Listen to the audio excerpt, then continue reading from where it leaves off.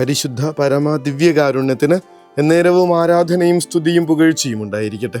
പരിശുദ്ധ പരമ ദിവ്യകാരുണ്യത്തിന് എന്നേരവും ആരാധനയും സ്തുതിയും പുകഴ്ചയും ഉണ്ടായിരിക്കട്ടെ. പരിശുദ്ധ പരമ ദിവ്യകാരുണ്യത്തിന് എന്നേരവും ആരാധനയും സ്തുതിയും പുകഴ്ചയും ഉണ്ടായിരിക്കട്ടെ. ഞാൻ നിങ്ങളിതാ ഇത്രയും സ്നേഹിക്കുന്നുണ്ട് കേട്ടോ എന്ന് പറഞ്ഞിട്ട് ദൈവം തൻ്റെ ജീവൻ കുരിശിൽ ബലിയായി അർപ്പിച്ച ദിവസം. ഇനി ഈ കരം വിരിക്കാനില്ല, ഇത്രയ്ക്ക് പറ്റുള്ളൂ. അതായത് അനന്തതയോളം ഞാൻ നിങ്ങളെ സ്നേഹിക്കുന്നു എന്നുള്ളതാണ് കുരിശ് നമ്മളോട് പറഞ്ഞു തരണേ. കൈയൊന്ന് വിരിച്ചു പിടിച്ചു നോക്ക്, ഇത്രേ പറ്റുള്ളൂ, ഇതിനപ്പുറത്തേക്ക് ചെയ്യാനില്ല. അത്രയും ചെയ്യാൻ പറ്റുമായിരുന്നെങ്കിൽ ഈശോ അതും ചെയ്താനെ. അത്രയും ഞാൻ നിങ്ങളെ സ്നേഹിക്കണമെന്ന് പറയാൻ വേണ്ടിയിട്ട് സ്വർഗം ഉപയോഗിച്ച അടയാളത്തിൻ്റെ പേരാ കുരിശ്. അത്രമാത്രം ഞാൻ നിങ്ങളെ സ്നേഹിക്കുന്നുണ്ട്. കുരിശ് നമ്മളോട് പറഞ്ഞുകൊണ്ടിരിക്കുന്നത്, നിരന്തരം പറഞ്ഞുകൊണ്ടിരിക്കുന്നത്, നിന്നെ തിരിച്ചെടുക്കാൻ വേണ്ടിയിട്ട് ഞാൻ എൻ്റെ ജീവൻ കൊടുക്കാൻ തയ്യാറാണെന്ന്. നമ്മളെ ഏറ്റവും കൂടുതൽ ഉപയോഗിച്ചിട്ടുള്ള വചനങ്ങളിലൊന്ന് സ്വന്തം പുത്രനെ നൽകാൻ തക്ക വിധം ദൈവം ഈ ലോകത്തെ അത്രമാത്രം സ്നേഹിച്ചു എന്നുള്ളതാണ്. ആ പിതാവ് തൻ്റെ മകനെ ബലിക്കുഞ്ഞാടായി കുരിശിൽ തറച്ചിടാനായിട്ട് മനസ്സായിരുന്നു. അതായത് ആ പുത്രനേക്കാൾ കൂടുതൽ പിതാവ് എന്നെ സ്നേഹിച്ചു എന്നുള്ളതിൻ്റെ അടയാളമാണ് കുരിശ്. സ്വന്തം ജീവനേക്കാൾ അധികമായിട്ട് സ്നേഹിതർക്ക് വേണ്ടി ജീവൻ ബലി കഴിക്കാനായ പുത്രൻ തയ്യാറായി എന്നുള്ളതിൻ്റെ അടയാളമാണ് കുരിശ്. അത് സ്നേഹത്തിൻ്റെ ഏറ്റവും വലിയ അടയാളമാണ് കുരിശ്, ഒരു സംശയവും വേണ്ട. എന്നിട്ട് നമ്മൾ ആ കുരിശിൻ്റെ താഴെ ചെന്ന് നിന്ന് പറഞ്ഞുകൊണ്ടിരിക്കുന്നത് മുഴുവൻ എൻ്റെ കുരിശ് മാറിപ്പോകണമേ എന്നുള്ള പ്രാർത്ഥനകളാണല്ലോ. എനിക്ക് കുരിശ് വേണ്ട. നമ്മൾ ആ കുരിശിൽ കണ്ടുകൊണ്ടിരിക്കുന്നത് മുഴുവൻ ഇങ്ങനെ ഇത്തിരി ഒരു രോഗസൗഖ്യം, ഒരു ജോലി, ഒരു അസുഖം മാറൽ, ഒരു അഡ്മിഷൻ കിട്ടൽ, ഒരു പലതവണ പറഞ്ഞു കേട്ടിട്ടുള്ളൊരു ഒരു ഒരു സംഭവമാണ്. ഒരു കുഞ്ഞുമായിട്ട് അമ്മ ഇങ്ങനെ പള്ളിയിൽ പ്രാർത്ഥിക്കാൻ പോകുന്നു. ക്രൂശിത രൂപത്തിൽ നോക്കി പ്രാർത്ഥിക്കുന്ന അമ്മ കുഞ്ഞിനോട് പറയുന്നുണ്ട്, മോനെ നീ ഈശോപ്പയോട് പ്രാർത്ഥിച്ചോ, നിനക്കെല്ലാം കിട്ടും. എന്നിട്ട് പ്രാർത്ഥനയും കഴിഞ്ഞ് ഇറങ്ങിപ്പോകുന്ന നേരത്ത് കുഞ്ഞിനോട് അമ്മ ചോദിക്കുന്നുണ്ട്, നീ പ്രാർത്ഥിച്ചായിരുന്നു? ഇല്ല, പ്രാർത്ഥിച്ചില്ല. അതെന്താ? ആ കുരിശിൽ കിടക്കുന്ന ആളുടെ കാര്യം നമ്മളുടേതിനേക്കാൾ കഷ്ടമെന്നാണ് പറയണേ. കുരിശിൽ കിടക്കുന്ന ആളുടെ കാര്യം നമ്മളുടേതിനേക്കാൾ കഷ്ടമെന്നാണ് പറയണേ. ഈ ദിവസങ്ങളിൽ ഒരു വീഡിയോ കാണുമായിരുന്നു. ഒരു പഴയ ഒരു ഇറ്റാലിയൻ മൂവിയാണ്, അതിൻ്റെ ഒരു ക്ലിപ്പാണ്. ആശ്രമത്തിൽ ജീവിക്കുന്ന ഒരു ചെറിയ കൊച്ച്, അവനിങ്ങനെ ആശ്രമത്തിൽ ഇങ്ങനെ ചുറ്റി നടക്കുമ്പോൾ ഒരു സ്റ്റോർ റൂം കാണുന്നു. അവിടെ ഒരു കുരിശ് രൂപമുണ്ട്. ക്രൂശിത രൂപത്തിൽ കിടക്കുന്ന ഈശോയുടെ വിഷമിച്ച് കിടക്കുന്ന മുഖം കാണുമ്പോൾ ഇവൻ വിചാരിക്കുന്നുണ്ട് ഈശോയ്ക്ക് വിശന്നിട്ടായിരിക്കും. എന്നിട്ട് ഓടിച്ചെന്ന് അവിടെ ചെന്ന് ബേക്ക് ചെയ്തുകൊണ്ടിരിക്കുന്ന ബ്രെഡിൽ നിന്ന് 2 കഷ്ണം 2 സ്ലൈസ് എടുത്തിട്ട് വരും, ആരും അറിയാതെ. എന്നിട്ട് ഈശോയ്ക്ക് നേരെ നീട്ടും, നിനക്ക് വിശന്നിട്ടല്ലേ ഇത് കഴിക്കും. പക്ഷേ അനങ്ങാതെ കിടക്കുന്ന ഈശോയെ കാണുമ്പോൾ ഇവന് വിഷമാവുന്നുണ്ട്. അപ്പോഴാണ് ഓർക്കുന്നത് ഈശോയ്ക്ക് കയ്യെത്താഞ്ഞിട്ടായിരിക്കും. ഒരു ടേബിൾ വലിച്ചിട്ടിട്ട് അതിൻ്റെ മേളിൽ കയറി ഒരു കസേര വലിച്ചിട്ട് ഈശോയുടെ മുഖത്തേക്ക് ഈ ബ്രെഡ് എത്തിച്ചു കൊടുത്തിട്ട് പറയുന്നുണ്ട്, കഴിച്ചോ. അതും അനങ്ങാതെ കിടക്കുന്ന കർത്താവിനെ കണ്ട് വെറും ഒരു മരക്കുരിശാണെന്ന് കുഞ്ഞിന് തോന്നുന്നില്ല. അപ്പോൾ കഴിച്ചു. അനങ്ങാതെ കിടക്കുന്ന ഈശോയെ കാണുമ്പോൾ ഇവനുണ്ടാകുന്ന ഒരു സങ്കടം, ആ ചെറിയ കൊച്ച് എത്ര ഭംഗിയായിട്ടാണ് അത് അഭിനയിച്ചിരിക്കുന്നത് കാണണം. ചിരിച്ചു കൊണ്ടിരുന്നൊരു മുഖം ഇങ്ങനെ പതിയെ സങ്കടത്തിലേക്ക് പോകുന്നു, വളരെ ഭംഗിയായിട്ട്. ആ കുഞ്ഞിൻ്റെ മുഖം ഇങ്ങനെ വാടുന്ന നേരത്ത് ക്രൂശിതനായ കർത്താവിൻ്റെ കൈകൾ അനങ്ങുന്നുണ്ട്. ആണികളിൽ നിന്ന് വിടുവിച്ചെടുത്ത കൈയുമായിട്ട് അവൻ നീട്ടിയ ബ്രെഡ് ഈശോ വാങ്ങുമ്പോൾ അവൻ്റെ മുഖത്ത് നിറയുന്ന വലിയൊരു സന്തോഷമുണ്ട്. ഓക്കെ, ഇനി അപ്പോഴൊക്കെ എന്തോ അനക്കം കേൾക്കുന്നു. അവൻ പറയുന്നുണ്ട്, ആരോ വരുന്നുണ്ട്, ഞാൻ നാളെ വരുമ്പോൾ സൂപ്പ് കൊണ്ടുവരാം. ഈ കുരിശിൻ്റെ വഴി ഇങ്ങനെ ഒരു പാർക്ക് പോലെ സ്ഥാപിച്ചിരിക്കുന്നൊരിടം. അവിടെ ഒരു ചെറിയ കുഞ്ഞ് ഓടി വന്നിട്ട് 3-ാം സ്ഥലത്ത് കുരിശുമായി താഴെ വീണ് കിടക്കുന്ന ഈശോയെ ഇങ്ങനെ ഉയർത്താനായിട്ട് ശ്രമിക്കുന്നുണ്ട്. അത് വെറുതെ കല്ലാണെന്നോ പ്രതിമയാണെന്നോ അവന് തോന്നലില്ല. നേരെ മറിച്ച് അവന് ഈശോയെ ഇങ്ങനെ ഉയർത്താൻ നോക്കുക.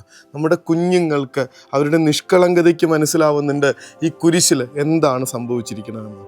അവിടെ എന്നോടുള്ള സ്നേഹം കൊണ്ടിങ്ങനെ നിസ്സഹായനായ ഒറ്റമുറിവായിട്ട് പിടയുന്ന ദൈവസ്നേഹത്തെ അവർക്ക് കാണാൻ പറ്റുന്നുണ്ട്. പക്ഷേ നമുക്കില്ല. നമുക്ക് ആ കുരിശ് രോഗസൗഖ്യത്തിനുള്ള ഇടമാണ്. നമുക്ക് ആ കുരിശ് അനുഗ്രഹങ്ങൾ കിട്ടാനായിട്ടുള്ള ഇടമാണ്. നമുക്ക് ആ കുരിശ് നമ്മുടെ കടം മാറാനായിട്ടുള്ള ഇടമാണ്. ആ കുരിശ് നമുക്കിങ്ങനെ എന്തെങ്കിലും ആവശ്യങ്ങൾ നിറവേറി കിട്ടാനുള്ള ഇടമാണ്. അവൻ എന്നെ സ്നേഹിക്കണമെന്നുള്ളതിൻ്റെ അടയാളമല്ല നമുക്ക് കുരിശ്. അവിടെയാണ് നമുക്ക് തെറ്റിപ്പോയിരിക്കുന്നത്. അതുകൊണ്ട് തന്നെയാണ് ആ കുരിശ് ഏറ്റെടുക്കാനായിട്ട് എനിക്ക് മടി വരുന്നതും. എന്നെ ദൈവം എത്രമാത്രം സ്നേഹിക്കണമെന്നുള്ളതിൻ്റെ അടയാളമാണ് ഈ കുരിശ്. അതുകൊണ്ട് തന്നെ കർത്താവെ, എന്തൊരു സ്നേഹമാണ് നിനക്ക് എന്നോടെന്നുള്ള നിലവിളിയോടുകൂടെ വേണം ആ കുരിശിൻ ചുവട്ടിൽ ചെന്ന് നിൽക്കാനായിട്ട്. ഇതിലും അധികമായിട്ട് ദൈവത്തിന് എന്നെ സ്നേഹിക്കാനാവില്ല. സ്വന്തം പുത്രനേക്കാൾ അധികമായി പിതാവ് ഇങ്ങനെ തൻ്റെ പുത്രൻ നമ്മളെ സ്നേഹിച്ചുകൊണ്ട് തൻ്റെ പുത്രനെ ബലിക്കുഞ്ഞാടാക്കി മാറ്റിയ ഒരിടം. നമ്മൾ അതിൻ്റെ ഒരു പാരലലിസം കാണുന്നതുണ്ട്. പഴയ നിയമത്തിൽ ഒരു മോറിയ മല കാണും. കർത്താവ് ഈ കുരിശ് മരണത്തിന് വേണ്ടി കയറിപ്പോയ അതേ മലയുടെ പാരലായിട്ട് കിടക്കുന്ന ഒരു സ്ഥലമാണ് മോറിയ മല എന്നാണ് കേട്ടത്. ബഹുമാനപ്പെട്ട ഡാനിയേൽ അച്ഛൻ്റെ ടോക്കിലായിരുന്നു കേട്ടെ. ഈശോ ഇങ്ങനെ കാൽവരി മല കയറുന്നു. അപ്പുറത്ത് ഇതേ സമയത്തിന് നമ്മൾ അബ്രഹത്തെ ഓർക്കണം. അബ്രഹാം ഇസഹാക്കിനെയും കൊണ്ട് മോറിയ മല കയറുന്നു. കർത്താവിൻ്റെ കയ്യിൽ, ഇസഹാക്കിൻ്റെ കയ്യിൽ ബലിയർപ്പിക്കാനായിട്ടുള്ള വിറകുണ്ട്. കർത്താവിൻ്റെ കയ്യിൽ ബലിയുടെ അൾത്താരയായിട്ട് മാറാനായിട്ടുള്ള കുരിശുണ്ട്. രണ്ടും മരമാണ്. ഇങ്ങനെ ഇസഹാക്കിനോട് കൂടെ അപ്പൻ അബ്രഹാമാണ്, കർത്താവിനോട് കൂടെ അമ്മ മറിയമാണ്. അവരിങ്ങനെ അവിടെ ചെന്ന് കഴിയുമ്പോഴേക്കും ഈ വിറകെടുത്ത് അങ്ങനെ വിരിച്ചിട്ട് അബ്രഹാം ഇസഹാക്കിനെ അവിടെ ഇങ്ങനെ വിരിച്ചു കിടത്തുന്നുണ്ട്. അപ്പുറത്തെ കാൽവരിയിൽ അവർ ചെന്നിട്ട് ഈ കുരിശെടുത്തിട്ട് കർത്താവിനെ അവിടെ വിരിച്ചു കിടത്തുന്നുണ്ട്. ഇനിയുള്ള കാര്യങ്ങളിൽ ആണ് വരുന്ന വ്യത്യാസം. അബ്രഹാം ഇങ്ങനെ കത്തിയെടുത്ത് കുഞ്ഞിനെ ബലിയർപ്പിക്കാനായിട്ട് കൊല്ലാൻ പോകുന്ന നേരത്ത് ഒരു മാലാഖ വന്ന് ഈ കത്തി തട്ടി മാറ്റി എന്നൊക്കെ നമ്മൾ വായിച്ചിട്ടുണ്ട്. അത് വെറുതെ കഥയൊന്നുമല്ല, വലിയ കരുതലിൻ്റെ ഒരു ഓർമ്മയാണ്. മേരിക്കറിയാം ഈ കാര്യങ്ങളൊക്കെ. മേരി വിചാരിക്കുന്നുണ്ടാവും, അബ്രഹത്തിൻ്റെ മകന് പകരമായിട്ടൊരു കുഞ്ഞാടിനെ നൽകിയ ദൈവം അത്യുന്നതൻ്റെ പുത്രന് പകരമായിട്ട് തീർച്ചയായിട്ടും ഒരു കുഞ്ഞാടിനെ നൽകില്ലേ. പക്ഷേ അവിടെയാണ് വ്യത്യാസം വരുന്നത്. കാരണം ഈ കർത്താവ് എനിക്ക് പകരക്കാരനായിട്ട് കുരിശേറിയില്ലെങ്കിൽ, ഇവിടെ ഇസഹാക്ക് പോലും രക്ഷിക്കപ്പെട്ടില്ലായിരുന്നു. അതുകൊണ്ടാണ് സ്വർഗസ്ഥനായ പിതാവ് ഇങ്ങനെ അബ്രഹത്തിൻ്റെ മകന് പകരമായിട്ടൊരു ആടിനെ കരുതി വെച്ച ആ ദൈവം തൻ്റെ മകന് പകരക്കാരനായിട്ടൊരു ആടിനെ കരുതി വെച്ചില്ലല്ലോ. അതാണ് സ്നേഹമെന്ന്. എന്നോടുള്ള സ്നേഹം അതാണ്.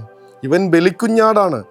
കർത്താവിൻ്റെ ജനനത്തിൽ തന്നെ നമ്മൾ കേൾക്കുന്നുണ്ട്, ഇവൻ യേശു എന്ന് പേരിടണം, കാരണം അവൻ തൻ്റെ ജനത്തെ അവരുടെ പാപങ്ങളിൽ നിന്ന് മോചിപ്പിക്കും. ആ പാപം മോചിപ്പിക്കപ്പെടാനായിട്ട് എല്ലാ വർഷവും കൊല്ലപ്പെടുന്ന 2 ലക്ഷത്തോളം പെസഹ കുഞ്ഞാടുകൾ ജെറുസലേമിൽ നടക്കുന്ന കാര്യമാണ് എല്ലാ വർഷവും. എന്നിട്ട് അതിൻ്റെ രക്തമൊഴുകി പോകുന്ന കെദ്രോൻ താഴ്വരയൊക്കെയുണ്ട്. ആ തോടൊക്കെ ചാടിക്കിടന്നാണ് അവരുടെ രക്തം ഒഴുകി നീങ്ങുന്ന കെദ്രോൻ താഴ്വര ചാടിക്കിടന്നിട്ടാണ് കർത്താവ് ഈ ഗത്സമനിലോട്ടൊക്കെ പോകുന്നത്. അപ്പോൾ ഈ 2 ലക്ഷം കുഞ്ഞാടുകൾ അനുഭവിക്കുന്ന അതേ മാരക വേദന അനുഭവിച്ചിട്ടാണ് കർത്താവ് ബലിക്കുഞ്ഞാടായിട്ട്, എൻ്റെ പാപം പൊറുക്കുന്ന ബലിക്കുഞ്ഞാടായിട്ട് സ്വന്തം ജീവിതം ഈ കുരിശിൽ സമർപ്പിക്കണത്.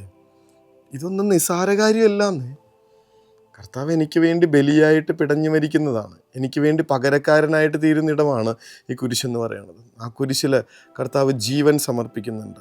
ഇതാ ലോകത്തിൻ്റെ പാപങ്ങൾ നീക്കുന്നവൻ എന്ന് പറഞ്ഞ് സ്നാപക യോഹന്നാൻ കർത്താവിനെ അവതരിപ്പിക്കുന്നത് വെറുതെ ഒന്നുമല്ല. നമ്മുടെ പാപങ്ങളെല്ലാം ഏറ്റെടുക്കാനായി നമ്മുടെ സ്വന്തം അത് യഹൂദന്മാരുടെ ഒരു കൃത്യമായിട്ടുള്ള ആചാരമായിരുന്നു. അവരെ ഒരു കുഞ്ഞാടിൻ്റെ തലയിലേക്ക് തങ്ങളുടെ പാപങ്ങളെല്ലാം ഇങ്ങനെ സമർപ്പിക്കുന്നു. എന്നിട്ട് ആ കുഞ്ഞാടിനെ വന്യമൃഗങ്ങളുടെ അടുത്തേക്ക് ആട്ടിപ്പായിക്കുന്നു. മരുഭൂമിയിലേക്കോ വനത്തിലേക്കോ എപ്പോഴാണോ ആ കുഞ്ഞാട് കൊല്ലപ്പെടുന്നത്, അതോടുകൂടെ തങ്ങളുടെ പാപങ്ങൾ മോചിപ്പിക്കപ്പെടുന്നുവെന്ന് വിശ്വസിച്ചിരുന്ന ഒരു സംസ്കാരത്തിൽ കർത്താവ് സ്വയം ബലിയായി, സ്വയം ബലിക്കുഞ്ഞാടായി മാറി നമ്മളെ പാപങ്ങളിൽ നിന്ന് തിരിച്ചെടുക്കുന്ന കാഴ്ചയാണ് ഈ കുരിശിൽ നാം കാണുന്നത്. ആ കുരിശ് വഴിയായിട്ട് മാത്രം നമ്മൾ രക്ഷിക്കപ്പെടുന്നു. നമ്മൾ പാപത്തിൻ്റെ അടിമത്തത്തിൽ നിന്ന് സ്വതന്ത്രരാകുന്നു. നമ്മൾ ദൈവപിതാവിൻ്റെ മക്കളായി മാറുന്നു, സ്വർഗത്തിൻ്റെ അവകാശികളായി മാറുന്നു. ഇതൊന്നും മനസ്സിലാക്കാതെ ആ കുരിശ് വേണ്ട എന്ന് പറഞ്ഞ് നമ്മൾ മാറ്റി നിർത്തിയേക്കാം. എനിക്ക് കുരിശ് വേണ്ട, കുരിശിനെ വേണ്ട എന്ന് പറയുന്നവൻ സാത്താനാണെന്ന് കർത്താവ് ഓർമ്മപ്പെടുത്തും. സാത്താനാണ് കുരിശ് വേണ്ട. അത്ഭുതങ്ങൾ മാത്രം മതി, അത്ഭുതങ്ങൾ മാത്രം. കർത്താവ് അത്ഭുതങ്ങൾ ചെയ്യുമ്പോൾ സാത്താൻ പറയും നീ ദൈവപുത്രനാണ്. കർത്താവ് പറയും നീ മിണ്ടരുത്. പത്രോസ്ലീഹ പറയുന്നുണ്ടല്ലോ, എനിക്കിവനെ അറിയില്ല, ഇങ്ങനെ പീഡ അനുഭവിച്ച് നിൽക്കുന്ന, ഇങ്ങനെ ചാട്ടവാറടിയേറ്റ് നിൽക്കുന്ന, മുഖം കുനിച്ച് നിൽക്കുന്ന ഈ ദൈവത്തെ എനിക്കറിയില്ല. അയാളുടെ ഏറ്റുപറച്ചില്ല അത്, തള്ളിപ്പറയുന്ന എന്നുള്ളതിനേക്കാൾ കൂടുതൽ എനിക്ക് ഇങ്ങനെ ഒരു ഈശോയെ അറിയില്ല എന്നേ, എനിക്ക് ഇങ്ങനെ ഒരു ഈശോ അറിയില്ല. പത്രോസ്ലീഹ പറയണ്ടല്ലോ, നീ സജീവ ദൈവത്തിൻ്റെ പുത്രനായ മിശിഹായാണ്. പക്ഷെ അയാളും വിചാരിക്കണത് ഇങ്ങനെ മഹത്വത്തിൻ്റെ രാജാവിനെ കുറിച്ച്, അത്ഭുതങ്ങൾ ചെയ്യുന്ന ഒരാളെ കുറിച്ചിട്ട്. അതേ പത്രോസ്ലീഹ കർത്താവിനോട് പറയും, നിനക്ക് ഈ കുരിശ് സംഭവിക്കാതിരിക്കട്ടെ. അപ്പോൾ കർത്താവ് പറയും, സാത്താനെ പുറകിലേക്ക് പോകും. കാരണം അത്ഭുതങ്ങൾക്ക് വേണ്ടി മാത്രം നോക്കി നിൽക്കുന്ന, തന്നെ നോക്കുന്ന ഒരാൾ, അത് സാത്താൻ്റെ സൈഡിൽ നിൽക്കുക. സാത്താൻ വിളിച്ചു പറയുന്നുണ്ട്, നീ ദൈവപുത്രനാണ് അത്ഭുതം പ്രവർത്തിക്കുമ്പോൾ. അപ്പോൾ കർത്താവ് പറയും, മിണ്ടരുത്, ഞാൻ അത്ഭുതം പ്രവർത്തിച്ച് രക്ഷിക്കാൻ വന്നവനല്ല, കുരിശേറി വീണ്ടെടുക്കാൻ വന്നവനാണ്. എന്നിട്ട് സാത്താൻ പറയണം, അതല്ല വേണ്ടത്. സാത്താൻ ഈ കുരിശിനെ പേടിക്കാൻ കാരണം അതാണ്, അത് അവനെതിരായിട്ടുള്ള ഏറ്റവും ശക്തമായിട്ടുള്ള ആയുധമാണ് ഈ കുരിശ്. അതുകൊണ്ട് ഇത് വേണ്ടെന്ന് പറയും. സാത്താൻ പറയും, ഇത് വേണ്ടെന്ന് പറയും. കർത്താവ് പറയും, സാത്താൻ്റെ വഴി കുറുക്ക് വഴിയാണ്, ക്രിസ്തുവിൻ്റെ വഴി കുരിശിൻ്റെ വഴിയാണ്. അതുകൊണ്ട് ഈശോ പറയും, നിങ്ങളിൽ ആരെങ്കിലും എന്നെ അനുഗമിക്കാൻ ആഗ്രഹിക്കുന്നുണ്ടെങ്കിൽ ഈ കുരിശ് എടുത്തിട്ട് തന്നെ പരിത്യജിച്ച് എൻ്റെ പിന്നാലെ വരണം. എന്നിട്ട് നമ്മൾ ആ കുരിശ് വേണ്ടാന്ന് വെക്കുകയാണെങ്കിൽ വചനം നമ്മളെ ഓർമ്മപ്പെടുത്തും. എസെക്കിയേൽ പ്രവാചകന്റെ പുസ്തകം 21:10, എൻ്റെ പുത്രൻ്റെ ചെങ്കോലിനെ സാധാരണ തടിക്കഷ്ണങ്ങളെ പോലെ നിങ്ങൾ നിന്ദിച്ചു. ആ കുരിശിനെ നിന്ദിക്കല്ലേ. ആ കുരിശിൽ എനിക്ക് വേണ്ടി കർത്താവ് സ്വയം ബലിയായി മാറിയ സ്നേഹം കാണ്. എനിക്ക് വേണ്ടി പകരക്കാരനായി മരിച്ച കർത്താവ് എന്നെ വീണ്ടെടുത്ത ആ ഒരു വലിയ കൃപയുടെ വലിയ സ്നേഹം ധ്യാനിക്കുക.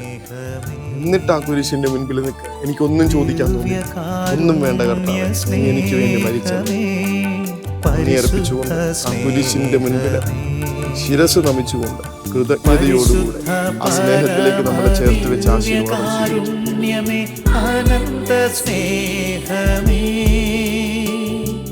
പരിശുദ്ധ പരമ ദിവ്യകാരുണ്യമേ, അനന്ത സ്നേഹമേ,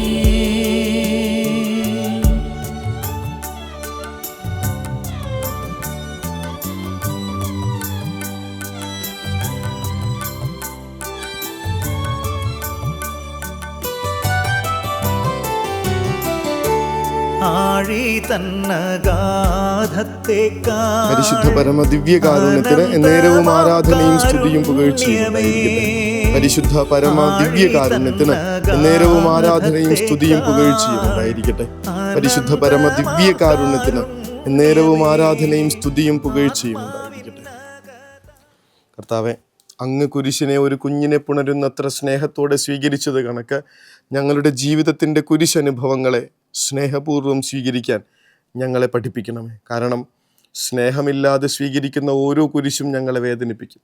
എന്നാൽ സ്നേഹത്തോടെയാണ് കുരിശെടുക്കുന്നതെങ്കിൽ അങ്ങ് പറയുന്നുണ്ടല്ലോ, എൻ്റെ കുരിശിന് ഭാരമില്ല, എൻ്റെ നുകം ലഘുവാണ്, അതിന് ഭാരമില്ല. സ്നേഹം കൊണ്ട് മാത്രം ഞങ്ങളുടെ കുരിശുകളെ ഏറ്റെടുക്കട്ടെ. സ്നേഹത്തോടെ മാത്രം ഞങ്ങൾ ആ കുരിശിലേക്ക് നോക്കട്ടെ. ഈശോ അനുഗ്രഹിക്കട്ടെ. കരുണതൻ കയർ പിടിച്ച് നയിച്ചിടും സ്നേഹമേ, ദിവ്യകാരുണ്യ സ്നേഹമേ, പരിശുദ്ധ സ്നേഹമേ, പരിശുദ്ധ പരമ ദിവ്യകാരുണ്യമേ, അനന്ത സ്നേഹമേ, പരിശുദ്ധ പരമ ദിവ്യകാരുണ്യമേ,